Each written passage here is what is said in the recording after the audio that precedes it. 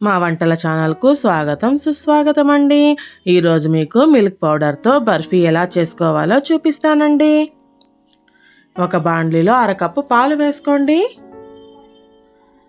అరకప్పు చక్కెర వేసుకోండి. చక్కెర కరిగిన తర్వాత ఒక కప్పు మిల్క్ పౌడర్ వేసుకోండి. సన్నని మంట మీద బాగా ఉడికించుకోండి. చూడండి, కొద్దిగా గట్టిపడిన తర్వాత ఇందులో కొద్దిగా యాలక్కి పొడి వేసుకోండి.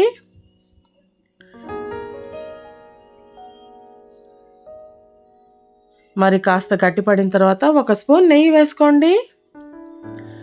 నెయ్యి అంతా బాగా కలిసి బాండ్లీ నుండి వేరుపడే వరకు ఉడికించుకోండి. స్టవ్ ఆఫ్ చేసి అంతా ఒక పీట మీదకి తీసుకోండి. బాగా చల్లారిన తర్వాత అంతా కొద్దిగా మేదించుకోండి. ఇలా రోల్ చేసుకోండి. ఇలా 1 ఇంచి మందంలో కట్ చేసుకోండి. వెంటనే తీసుకుంటే ఇలా మెత్తగా ఉంటుందండి. అదే కట్ చేసిన తర్వాత 2 గంటల పాటు వదిలేస్తే బేకరీ స్టైల్లో బర్ఫీ లాగే ఉంటుందండి. చాలా బాగుంటుంది. మీరు ఒకసారి ట్రై చేసి చూడండి. నచ్చినట్లయితే మా వంటల ఛానల్ను సబ్స్క్రైబ్ చేసుకోండి మరియు కొత్త రుచులను ఆస్వాదించండి.